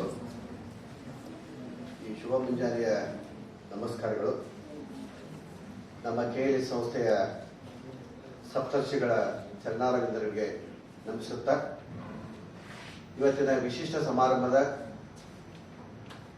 ಉದ್ಘಾಟಕರಾಗಿ ಆಗಮಿಸಿದಂತಹ ಡಾಕ್ಟರ್ RK ಚಂದ್ರನಾಥ್, ಸಿಂಡಿಕೇಟ್ ಸದಸ್ಯರು, ಬೆಂಗಳೂರು ನಗರ ವಿಶ್ವವಿದ್ಯಾಲಯ ಬೆಂಗಳೂರು, ಅವರು ಯಾವಾಗಲೂ ಕೂಡ KLE ಸಂಸ್ಥೆಗೆ ಬಹಳಷ್ಟು ಆತ್ಮೀಯರು. ಎಲ್ಲ ಸಂಸ್ಥೆಯ ಕಾಲೇಜಿನ ಅಭಿವೃದ್ಧಿಗಾಗಿ ನಮಗೆ ಬಹಳಷ್ಟು ಸಹಾಯವನ್ನ ಮಾಡ್ತಕ್ಕಂತಹ ವ್ಯಕ್ತಿ. ಅವ್ರು ಯಾವಾಗಲೂ ಕೂಡ ವೈಜ್ಞಾನಿಕವಾದಂತಹ ಸ್ಪರ್ಧೆಗಳಾಗಲಿ, ವೈಜ್ಞಾನಿಕವಾದಂತಹ ಸಮಾರಂಭಗಳಿಗೆ ಬಹಳಷ್ಟು ಉತ್ತೇಜನವನ್ನು ಕೊಡ್ತಕ್ಕಂತಹ ವ್ಯಕ್ತಿ. ಅದೇ ರೀತಿಯಾಗಿ ಇವತ್ತು ವಿಶ್ವವಿದ್ಯಾಲಯದಲ್ಲಿ ಯಾವುದೇ ರೀತಿಯಂತಹ ವಿಷಯಗಳನ್ನ ಬಹಳಷ್ಟು ಚರ್ಚೆಗೆ ಗ್ರಾಸವನ್ನ ಕೊಟ್ಟು, ಚರ್ಚೆಯ ಮುಖಾಂತರ ಒಳ್ಳೆಯ ಉದ್ದೇಶವನ್ನು ಹೊಂದಿರತಕ್ಕಂತಹ ಸಂಸ್ಥೆಗಳಿಗೆ ಬಹಳಷ್ಟು ಅವರು ಸಹಾಯವನ್ನ ಇವತ್ತು ಮಾಡ್ತಾ ಬಂದಿದ್ದಾರೆ. ಅಂತ ವಿಶಿಷ್ಟ ವ್ಯಕ್ತಿ ಇವತ್ತು ನಮ್ಮ ಜೊತೆ ಉದ್ಘಾಟಕರಾಗಿ ಆಗಮಿಸಿದ್ದಾರೆ. ಅವರು ಆಗಲೇ ಉದ್ಘಾಟಿಸಿ ಮಾತನಾಡಿದರು. ಇಲ್ಲಿ ವಿದ್ಯಾರ್ಥಿಗಳಿಗೆ ನಾವು ವಿಜ್ಞಾನ ಅಂದ್ರೆ ಮೂಲತಃ ಅದು ಶಿಸ್ತಿನಿಂದ ನಾವು ಯಾವುದೇ ವಿಷಯವನ್ನ ಮಂಡಿಸಿದಾಗ, ವಿಷಯವನ್ನ ಅರ್ಥೈಸಿಕೊಂಡಾಗ ಅದಕ್ಕೆ ನಾವು ಪೂರ್ತಿಯಾಗಿ ಅಥವಾ ಪೂರ್ಣವಾಗಿ ಅರ್ಥವನ್ನ ಕಲ್ಪಿಸತಕ್ಕಂತಹ ವಿಷಯ ಅದು ಮೂಲ ವಿಜ್ಞಾನ. ಅದರ ಜೊತೆಗೆ ವೇದಿಕೆ ಮೇಲೆ ಆಸೀನರಾಗಿರ್ತಕ್ಕಂತಹ ಮುಖ್ಯ ಅತಿಥಿಗಳಂತಹ ಶ್ರೀ HST ಸ್ವಾಮಿಯವರೇ, ರಾಜ್ಯ ಸಂಯೋಜಕರು, ಕನ್ನಡ ವಿಜ್ಞಾನ ಉಪನ್ಯಾಸಕ ಸ್ಪರ್ಧೆ, ಕರ್ನಾಟಕ ರಾಜ್ಯ ವಿಜ್ಞಾನ ಪರಿಷತ್ತು. ಅದೇ ರೀತಿಯಾಗಿ ನಮ್ಮ ಕೌಶಿಕ್ ಅವರು ಬಹಳ ಆತ್ಮೀಯರು, ಯಾವಾಗಲೂ ಕೂಡ ಬಹಳಷ್ಟು ಆಸೆಗಳನ್ನ ವಿಜ್ಞಾನಕ್ಕಾಗಿ ಮುಡಿಪಾಗಿಟ್ಟಕ್ಕಂತಹ ಯುವಕರು. ಎಲ್ಲ ಕಾಲೇಜುಗಳು ಕೂಡ ಯಾವಾಗ ಓಡಾಡ್ಕೊಂಡಿರ್ತಾರೆ, ಎಲ್ಲರಿಗೂ ಕೂಡ ಸಹಾಯವನ್ನ ಮಾಡ್ತಕ್ಕಂತಹ ಮನೋಭಾವನೆ ಹೊಂದಿದ್ದ ಒಬ್ಬ ಯುವಕರು. ಅವರು ಯಾವಾಗಲೂ ಕೂಡ ಕಾಲೇಜುಗಳಿಗೆ ವೈಜ್ಞಾನಿಕವಾಗಿ ಯಾವ ರೀತಿಯಾಗಿ ಸಹಾಯ ಮಾಡಬೇಕು, ಅದು ಕರ್ನಾಟಕ ರಾಜ್ಯ ವಿಜ್ಞಾನ ಪರಿಷತ್ತಿಂದ ಇರ್ಬೋದು, ಬೇರೆ ಮೂಲಗಳಿಂದಲೂ ಕೂಡ ಅವರು ಸಹಾಯವನ್ನ ಮಾಡ್ತಕ್ಕಂತಹ ಒಬ್ಬ ವ್ಯಕ್ತಿ ಇವತ್ತು ನಮ್ಮೊಂದಿಗಿದ್ದಾರೆ. ಅದರ ಜೊತೆ ಇವತ್ತು ಈ ಸ್ಪರ್ಧೆಗೆ ತೀರ್ಪುಗಾರಿಯಾಗಿ ಆಗಮಿಸಿದ್ದಾರೆ. ಅವ್ರಿಗೂ ಕೂಡ ನಾನು ಶುಭವನ್ನ ಹಾರೈಸ್ತಾ, ಇವತ್ತು ವೇದಿಕೆ ಮೇಲೆ ನನ್ನ ಸಹೋದ್ಯೋಗಿ ಮಿತ್ರರು ಹಾಗೂ ವೇದಿಕೆ ಮುಂಭಾಗದಲ್ಲೂ ಕೂಡ ನಮ್ಮ ಕಾಲೇಜಿನ ವಿಭಾಗದ ಮುಖ್ಯಸ್ಥರು ಹಾಗೂ ಮುಖ್ಯವಾಗಿ ಇವತ್ತು ಬೇರೆ ಎಲ್ಲ ಕಾಲೇಜುಗಳಿಂದ, ಇದು ಬೆಂಗಳೂರು ವಿಶ್ವವಿದ್ಯಾಲಯದ ಅಂತರ್ ಕಾಲೇಜು ಮಟ್ಟದಿಂದ ಬೇರೆ ಬೇರೆ ಕಾಲೇಜುಗಳಿಂದ ಇವತ್ತು ಸ್ಪರ್ಧೆಯನ್ನ ಮಾಡಿ ಅದು ಕನ್ನಡದಲ್ಲಿ ಮೂಲ ವಿಜ್ಞಾನಕ್ಕಾಗಿ, ಮೂಲ ವಿಜ್ಞಾನದ ವಿಷಯಗಳನ್ನ ಅರ್ಥಗರ್ಭಿತವಾಗಿ ಪ್ರಸ್ತುತಪಡಿಸತಕ್ಕಂತ ಅಥವಾ ಆ ಮನೋಭಾವನೆ ಇಟ್ಕೊಂಡು ಬಂದಂತಹ ಎಲ್ಲ ಸ್ಪರ್ಧೆಗಳಿಗೂ ಕೂಡ ನಾನು ಶುಭವನ್ನ ಹಾರೈಸ್ತಾ, ಇವತ್ತು ನಮ್ಮ ಮೂಲ ಉದ್ದೇಶ ವಿಜ್ಞಾನ ಸ್ಪರ್ಧೆ ಯಾಕೆ ಅನ್ನೋದು ಬಹಳ ಪ್ರಾಶಸ್ತ್ಯ ಆಗತ್ತೆ. ನಾವೆಲ್ಲರೂ ಇವತ್ತು ಬೆಂಗಳೂರಲ್ಲಿ ಇವತ್ತು ಇದು ವರ್ಲ್ಡ್ ಸಿಟಿ, ವರ್ಲ್ಡ್ ಮ್ಯಾಪ್ ನಲ್ಲಿ ರೆಕಗ್ನೈಸ್ ಅಂತ ಒಂದು ಬೆಂಗಳೂರು ಸಿಟಿಯಲ್ಲೂ ಕೂಡ ಇನ್ನೂ ನಮ್ಮ ಟಿವಿಯವರು ಮೂಢನಂಬಿಕೆಗಳ ಬಗ್ಗೆ ದಿನನೂ ಕೂಡ ಗಂಟೆ ಬಾರಿಸ್ತಾ ಇರ್ತಾರೆ. ನೋಡಿದ್ರೆ ಬಹಳ ವ್ಯತ್ಯಾಸ ಅನ್ಸುತ್ತೆ. ಅದು ಜನ ಯಾಕೆ ಇದಕ್ಕೆಲ್ಲ ಮನೆ ಹಾಕ್ತಾ ಇದ್ದಾರೆ ಅಂದ್ರೆ, ಇವತ್ತು ಕೂಡ ಜನಸಾಮಾನ್ಯರಲ್ಲಿ ವೈಜ್ಞಾನಿಕವಾದ ಮನೋಭಾವನೆ ಇನ್ನೂ ಹುಟ್ಟಿಲ್ಲ ಅಥವಾ ಇನ್ನು ಪೂರ್ತಿಯಾಗಿ ಬೆಳೆದಿಲ್ಲ ಅನ್ನೋದಕ್ಕೆ ಒಂದು ಇದು ಬಹಳ ಒಳ್ಳೆ ಉದಾಹರಣೆ ಅಂತ ನಾನು ಅಂದ್ಕೋತೀನಿ. ಇವತ್ತಿಗೂ ಕೂಡ ಜಾತಕವನ್ನು ಹೇಳ್ತಾರೆ, ಭವಿಷ್ಯವನ್ನು ಹೇಳ್ತಾರೆ, ಯಾವುದೋ ಒಂದು ವಿಷಯವನ್ನ ವೈಜ್ಞಾನಿಕವಲ್ಲದ ರೀತಿಯಲ್ಲಿ ಅದನ್ನ ವಿಶ್ಲೇಷಣೆ ಮಾಡತಕ್ಕಂತ ಸಂಸ್ಥೆಗಳಿದಾವೆ. ಇವತ್ತು ಸಮೂಹ ಮಾಧ್ಯಮವೂ ಕೂಡ ಅದಕ್ಕೆ ಸಹಾಯವನ್ನ ಮಾಡ್ತಾ ಇರೋದು ಬಹಳ ಒಂದು ವ್ಯತ್ಯಾಸ ತರ್ತಕ್ಕಂಥ ವಿಷಯ. ಇವತ್ತು ಮೂಲ ವಿಜ್ಞಾನದಲ್ಲಿ ನಾವು ಸ್ಪರ್ಧೆಗಳನ್ನ ಯಾಕೆ ಮಾಡ್ತಾ ಇದ್ದೀವಿ? ನಾವು ಬೇರೆ ದೇಶಗಳನ್ನ ಕಂಪೇರ್ ಮಾಡಿದಾಗ, ಬೇರೆ ದೇಶಗಳಲ್ಲಿ ಇವತ್ತು ರಷ್ಯಾ ಇರ್ಬೋದು, ಚೈನಾ ಇರ್ಬೋದು, ಅಲ್ಲಿ ಯಾವುದೇ ಇಂಗ್ಲಿಷ್ ಭಾಷೆ ಇಲ್ಲ. ಆದ್ರೂ ಕೂಡ ಬಹಳಷ್ಟು ಸಂಶೋಧನೆ ಆಗಿ ಆ ಸಂಶೋಧನೆ ಮುಖಾಂತರ ಇವತ್ತು ಚೈನಾ ಆಗಿರ್ಬೋದು, ರಷ್ಯಾ ಆಗಿರ್ಬೋದು, ಬಹಳಷ್ಟು ಬೆಳೆದಂತ ದೇಶಗಳು ಯಾಕೆ ಪ್ರಗತಿಯನ್ನ ಸಾಧಿಸ್ತಾ ಇದ್ದಾರೆ ಅಂದ್ರೆ ಅವರು ಯಾವುದೇ ವಿಷಯನ ತಮ್ಮ ಮಾತೃ ಭಾಷೆಯಲ್ಲೇ ಕಲಿತಾ ಇದ್ದಾರೆ. ಇವತ್ತು ನಾವು ಕನ್ನಡವನ್ನ ನಾವು ಅದನ್ನ ಒಂದು ಸರ್ಕಾರದ ಮುಖಾಂತರ ಕನ್ನಡ ಬೇಕು ಅನ್ನುವಂತ ಮಟ್ಟಿಗೆ ಬಂದಿದೆ. ಇವತ್ತು ಕನ್ನಡ ಕಂಪಲ್ಸರಿ ಅನ್ನುವಂತ ಮಾತುಗಳನ್ನ ಹೇಳ್ತಾ ಇದ್ದೀವಿ. ಆದ್ರೆ ಇಲ್ಲೂ ಕೂಡ ಕೆಲವೊಂದು ಡ್ರಾಬ್ಯಾಕ್ಸ್ ಅಂತ ಹೇಳ್ತೀವಿ ಇದಾವೆ. ಇವತ್ತು ನಾವು ಕನ್ನಡದಲ್ಲಿ ವಿಜ್ಞಾನವನ್ನು ಕಲಿಬೇಕಾದ್ರೆ ಬಹಳಷ್ಟು ಕಷ್ಟ ಆಗತ್ತೆ. ಯಾಕೆ ಕಷ್ಟ ಆಗತ್ತೆ ಅದನ್ನ ನಾವು ಯಾವ ರೀತಿಯಾಗಿ ಅದಕ್ಕೆ ರಿಸಾಲ್ವ್ ಮಾಡಬೇಕು ಅನ್ನೋದನ್ನ ಅರ್ಥ ಮಾಡ್ಕೋಬೇಕಾಗತ್ತೆ. ಇವತ್ತು ಕನ್ನಡದಲ್ಲಿದ್ದಂತ ವಿದ್ವಾಂಸರಿರ್ಬೋದು, ಕನ್ನಡದಲ್ಲಿದ್ದಂತ ಲೇಖಕರಿರ್ಬೋದು, ಅವರು ಕೂಡ ವಿಜ್ಞಾನವನ್ನು ಅರಿತುಕೋಬೇಕು, ವಿಜ್ಞಾನವನ್ನ ಓದಬೇಕು. ಆಮೇಲೆ ಬಹಳಷ್ಟು ವೈಜ್ಞಾನಿಕವಾದ ಶಬ್ದಕೋಶಗಳನ್ನ ನಾವು ತಯಾರು ಮಾಡಬೇಕಾಗಿದೆ. ಆವಾಗ ವಿಜ್ಞಾನವನ್ನ ನಾವು ಮಾತೃಭಾಷೆಯಲ್ಲೇ ಕಲಿತು ಬಹಳಷ್ಟು ಸಂಶೋಧನೆಯನ್ನ ಒಳ್ಳೆ ರೀತಿಯಲ್ಲಿ ಮಾಡ್ಲಿಕ್ಕೆ ಅವಕಾಶ ಇದೆ. ಇವತ್ತು ನಾವು ಎಷ್ಟೊಂದು ವಿಪರೀತ ಕೆಲಸ ಮಾಡಬೇಕಾಗಿದೆ ಅಂದ್ರೆ ನಾವು ಇಂಗ್ಲಿಷ್ನ ಮುಖಾಂತರ ವಿಜ್ಞಾನವನ್ನ ಅರ್ಥ ಮಾಡಿಕೊಂಡು ಅದನ್ನು ಮನದಟ್ಟು ಮಾಡ್ಕೋಬೇಕಂದ್ರೆ ಮಾತೃಭಾಷೆ ಬೇಕು. ಆ ಮಾತೃಭಾಷೆ ಮುಖಾಂತರ ವಿಜ್ಞಾನದ ವಿಷಯವನ್ನ ಅರ್ಥೈಸಿಕೊಂಡು ಮತ್ತೆ ಅದನ್ನ ಪ್ರಸ್ತುತಪಡಿಸಬೇಕಂದ್ರೆ ಇಂಗ್ಲಿಷ್ಗೆ ಮೊರೆ ಹೋಗ್ಬೇಕಾಗತ್ತೆ. ಇದು ಬಹಳಷ್ಟು ಎನರ್ಜಿ ಕನ್ಸ್ಯೂಮಿಂಗ್ ಪ್ರೊಸೆಸ್ ಅಂತ ಹೇಳ್ತೀವಿ. ಇದು ಆಗಬಾರ್ದು ಅಂದ್ರೆ ನಾವು ಮಾತೃಭಾಷೆಯಲ್ಲಿ ವಿಜ್ಞಾನವನ್ನ ಕಲಿತಕ್ಕಂಥ ವ್ಯವಸ್ಥೆ ಇವತ್ತು ಆಗ್ಬೇಕಾಗಿದೆ. ಅದು ಕೇವಲ ಮಾತಾಡೋದಷ್ಟೇ, ಭಾಷೆಗಳಲ್ಲಿ ಮಾತಾಡ್ತೀವಿ. ನಾವು ಕೂಡ ಇವತ್ತೆಲ್ಲ ವಿಜ್ಞಾನವನ್ನು ಕಲಿತಿದ್ದು ಇಂಗ್ಲಿಷ್ ಮಾಧ್ಯಮದಲ್ಲೇ. ಅದನ್ನ ಇವತ್ತು ಕನ್ನಡದಲ್ಲಿ ಸರಿಯಾಗಿ ಪ್ರಸ್ತುತಪಡಿಸ್ರಿ, ಅದನ್ನ ಅರ್ಥೈಸ್ರಿ ಅಂತಂದ್ರೆ ನಮಗೂ ಸಾಧ್ಯ ಇಲ್ಲ. ಇದಕ್ಕೆ ಕಾರಣ ಇಲ್ಲಿ ಹುಡುಕ್ತಾ ಹೋದಾಗ ನಮ್ಮ ಯುವಕರಲ್ಲಿ ಕನ್ನಡದ ಬಗ್ಗೆ ಅಸಡ್ಡೆತನ ಇರಬಾರದು. ಕನ್ನಡವನ್ನ ನಾವು ಸರಿಯಾಗಿ ಅರ್ಥ ಮಾಡಿಕೊಂಡು, ಅದು ಯಾವುದೇ ಭಾಷೆ ಇರ್ಬೋದು, ಇಂಗ್ಲಿಷ್ ಭಾಷೆ ಕೆಟ್ಟಂತಲ್ಲ. ಇವತ್ತು ಬೇರೆ ಕಡೆ ಹೋಗಿ ಒಳ್ಳೆ ನೌಕರಿ ಸಿಗ್ಬೇಕು ಅಂದ್ರೆ ನಾವು ಇಂಗ್ಲಿಷ್ ಕಲಿಲೇಬೇಕಾಗತ್ತೆ. ಕೇವಲ ಇಂಗ್ಲಿಷ್ ಅಷ್ಟೇ ಅಲ್ಲ, ಅದು ಫ್ರೆಂಚ್ ಇರ್ಬೋದು, ಸ್ಪ್ಯಾನಿಷ್ ಇರ್ಬೋದು, ಜರ್ಮನ್ ಇರ್ಬೋದು, ಬೇರೆ ಭಾಷೆಗಳನ್ನ ಕಲಿತಕ್ಕಂಥ ವ್ಯವಸ್ಥೆ ಕಲಿಯೋಣ.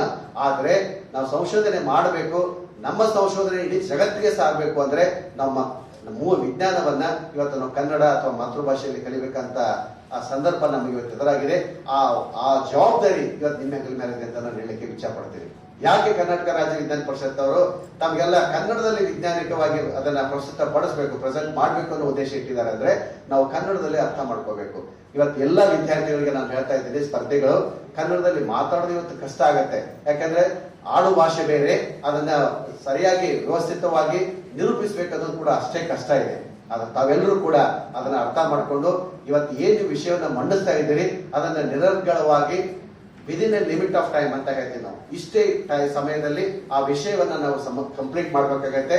ಅದನ್ನ ಸರಿಯಾಗಿ ಅರ್ಥ ಮಾಡಿಕೊಂಡು ಯಾವ ವಿಷಯ ಇದೆಯಲ್ಲ ಆ ವಿಷಯನ ತೀರ್ಪುಗಾರರಿಗೆ ಮೆಚ್ಚುಗೆಯನ್ನ ಪಡಿತಕ್ಕಂಥ ರೀತಿಯಲ್ಲಿ ನೀವೆಲ್ಲ ಪ್ರಸ್ತುತಪಡಿಸಬೇಕಾಗತ್ತೆ. ಅದ್ರ ಜೊತೆಗೆ ಆಗ್ಲೇ ಬಹಳಷ್ಟು ನಮ್ಮ ಅತಿಥಿಗಳು ಹೇಳಿದ್ರು ಏನು ಅಂತಂದ್ರೆ ಕೇವಲ ವೈಜ್ಞಾನಿಕವಾಗಿ ಪುಸ್ತಕದಲ್ಲಿ ಇರಬಾರ್ದು, ಪುಸ್ತಕದ ಬದಲಿಕಾಯಿ ಆಗಬಾರ್ದು.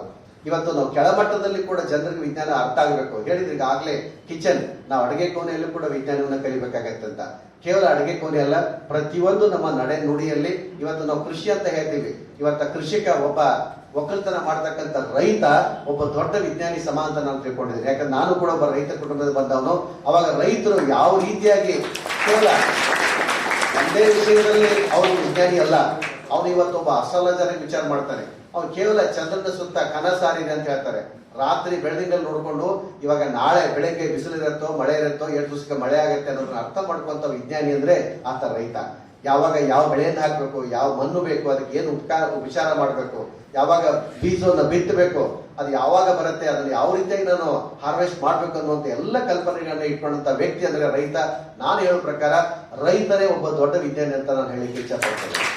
ದಯವಿಟ್ಟು ಇವತ್ತು ನಮ್ಮ ವಿದ್ಯಾರ್ಥಿಗಳು ಕೇವಲ ವೈಟ್ ಕಲರ್ ಜಾಬ್ ಹೋಗ್ತಾ ಇದ್ವಿ, ಕೇವಲ ಸಾಫ್ಟ್ವೇರ್ ಇಂಜಿನಿಯರ್ ಆಗಿರ್ಬೋದು. ಆದ್ರೆ ಎಲ್ಲದಕ್ಕೂ ಒಂದು ವಿಜ್ಞಾನ ಬೇಕು. ವಿಜ್ಞಾನ ಅಂದ್ರೆ ದೊಡ್ಡ ಸಾಗರ ಅದ.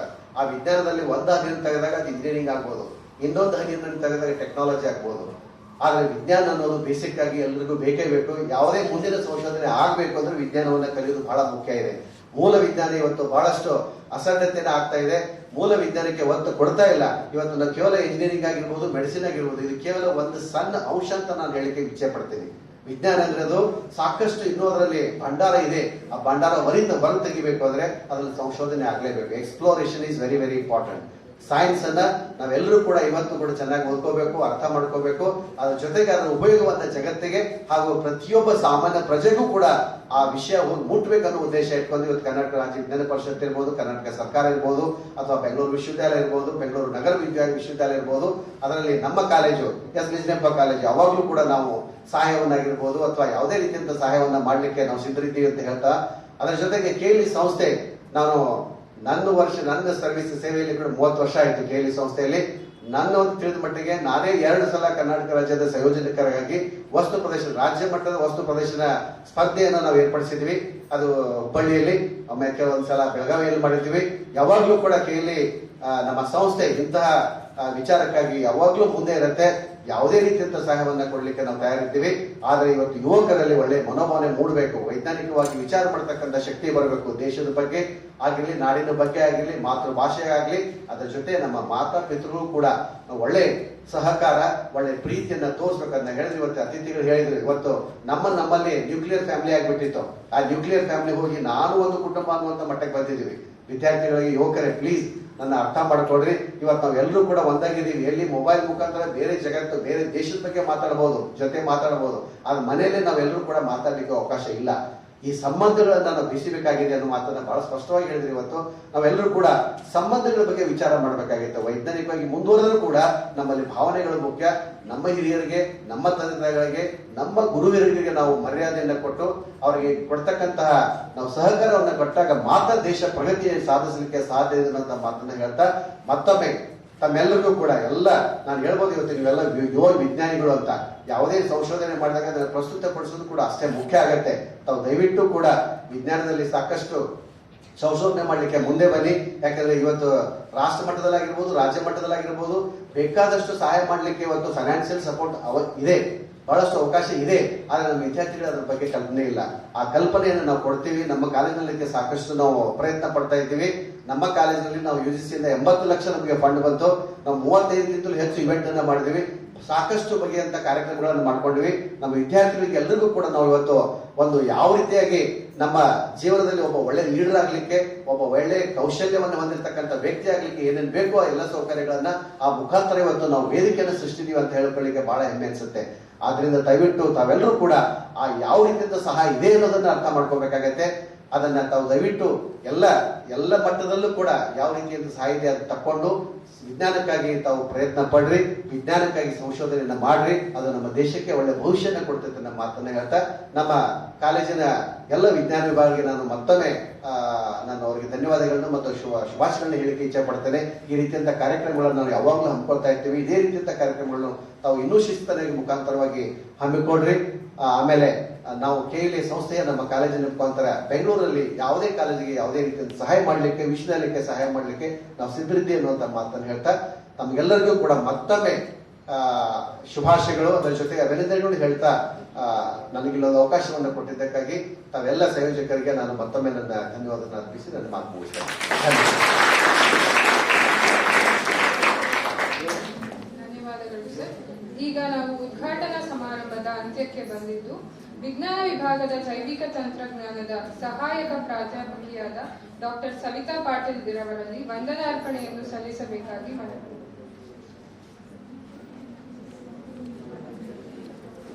KLE ನಿಜಲಿಂಗಪ್ಪ ಕಾಲೇಜು ಬೆಂಗಳೂರು ಹಾಗೂ ಕರ್ನಾಟಕ ರಾಜ್ಯ ವಿಜ್ಞಾನ ಪರಿಷತ್ ಬೆಂಗಳೂರು ಇವರ ಸಹಯೋಗದೊಂದಿಗೆ ಆಯೋಜಿಸಿರುವ ಕನ್ನಡ ವಿಜ್ಞಾನ ಉಪನ್ಯಾಸ ಸ್ಪರ್ಧೆ 2021ರ ಸಾಲಿನ ಉದ್ಘಾಟನಾ ಸಮಾರಂಭಕ್ಕೆ ಪ್ರಸ್ತುತವಿರುವ ಎಲ್ಲ ಗಣ್ಯರಿಗೆ ನನ್ನ ನಮಸ್ಕಾರಗಳು. ಕಾರ್ಯಕ್ರಮದ ಉದ್ಘಾಟಕರು ಆಗಿರುವಂತಹ ಡಾಕ್ಟರ್ RK ಚಂದ್ರನಾಥ್, ಸಿಂಡಿಕೇಟ್ ಸದಸ್ಯರು, BCU ಬೆಂಗಳೂರು, ಇವರಿಗೆ ನನ್ನ ಗೌರವಪೂರ್ವಕ ವಂದನೆಗಳು. ಗೌರವ ಅತಿಥಿಗಳಾದ ಶ್ರೀ HST ಸ್ವಾಮಿರವರು, ರಾಜ್ಯ ಸಂಚಾಲಕರು, ಕರ್ನಾಟಕ ರಾಜ್ಯ ವಿಜ್ಞಾನ ಪರಿಷತ್ ಬೆಂಗಳೂರು, ಹಾಗೂ ಶ್ರೀ ಕೌಶಿಕ್ PS, ಕಾರ್ಯಕ್ರಮದ ಕಾರ್ಯಕಾರಿ ಸಮಿತಿ ಸದಸ್ಯರು, KRVP, ಈ ಕಾರ್ಯಕ್ರಮಕ್ಕೆ ಆಹ್ವಾನಿತರಾಗಿ ಉಪಸ್ಥಿತರಿರುವುದಕ್ಕಾಗಿ ನನ್ನ ಧನ್ಯವಾದಗಳು. ನಮ್ಮ ಸಂಸ್ಥೆ KLE ನಿಜಲಿಂಗಪ್ಪ ಕಾಲೇಜು ಪ್ರಾಂಶುಪಾಲರಾದ ಡಾಕ್ಟರ್ ಅರುಣ್ ಕುಮಾರ್ B. ಸೋಣಕ ಸರ್ ಅವರಿಗೂ ಹಾಗೂ ಈ ಕಾರ್ಯಕ್ರಮವನ್ನು ಆಯೋಜಿಸಲು ಪ್ರೋತ್ಸಾಹಿಸಿದ್ದಕ್ಕಾಗಿ ಹಾಗೂ ಅವರ ಅಧ್ಯಕ್ಷ ನುಡಿಗಳನ್ನು ಪ್ರಸ್ತುತಪಡಿಸಿದ್ದಕ್ಕಾಗಿ ನನ್ನ ಆದರ ಪ್ರಣಾಮಗಳು. KLES ನಿಜಲಿಂಗಪ್ಪ ಕಾಲೇಜಿನ ರಸಾಯನಶಾಸ್ತ್ರ ವಿಭಾಗದ ಮುಖ್ಯಸ್ಥರು ಆಗಿರುವಂತಹ ಶ್ರೀ ರಾಜಯ್ಯ ಬೀರ್ ಅವರಿಗೆ ನನ್ನ ಧನ್ಯವಾದಗಳು. ಡಾಕ್ಟರ್ ಪ್ರತಿಭಾ KS ಸಂಚಾಲಕರು ಬೆಂಗಳೂರು ಯೂನಿವರ್ಸಿಟಿ ಹಾಗೂ ಜೈವಿಕ ತಂತ್ರಜ್ಞಾನ ವಿಭಾಗದ ಮುಖ್ಯಸ್ಥರು ಆಗಿರುವಂತಹ ಮೇಡಮ್ ಅವರವರಿಗೆ ಈ ಕಾರ್ಯಕ್ರಮವನ್ನು ಆಯೋಜಿಸುವುದಕ್ಕಾಗಿ ನನ್ನ ಹೃತ್ಪೂರ್ವಕ ಧನ್ಯವಾದಗಳು. ವೇದಿಕೆಯ ಮುಂಭಾಗದಲ್ಲಿ ಆಸೀನರಾಗಿರುವಂತಹ ಹಲವು ವಿಭಾಗಗಳ ಮುಖ್ಯಸ್ಥರು, ಪ್ರಾಧ್ಯಾಪಕರುಗಳು, ವಿವಿಧ ಕಾಲೇಜಿನ ಆಹ್ವಾನಿತರು ಹಾಗೂ ನನ್ನ ಸಹೋದ್ಯೋಗಿಗಳಿಗೆ ಈ ಕಾರ್ಯಕ್ರಮದಲ್ಲಿ ಭಾಗವಹಿಸುವುದಕ್ಕಾಗಿ ನನ್ನ ಧನ್ಯವಾದಗಳು. ಕನ್ನಡ ವಿಜ್ಞಾನ ಉಪನ್ಯಾಸ ಸ್ಪರ್ಧೆ 2021ರ ಸ್ಪರ್ಧಿಗಳಿಗೆ ಹಾಗೂ ಮಿಕ್ಕುಳಿದ ವಿದ್ಯಾರ್ಥಿಗಳಿಗೆ ನನ್ನ ಧನ್ಯವಾದಗಳು. ಕಾರ್ಯಕ್ರಮದ ಪ್ರಾರ್ಥನಾ ಗೀತೆಯನ್ನು ಪ್ರಸ್ತುತಪಡಿಸಿದಂತಹ ಮನ್ವಿತಾ 2ನೇ BSc ವಿದ್ಯಾರ್ಥಿನಿ ಹಾಗೂ ಕಾರ್ಯಕ್ರಮದ ನಿರೂಪಕರಾದ ಸಾಗರಿ ಗೌಡ 3ನೇ BSc ತರಗತಿಯಲ್ಲಿ ಓದುತ್ತಿರುವಂತವರಿಗೆ ನನ್ನ ವಂದನೆಗಳು. ಧನ್ಯವಾದ.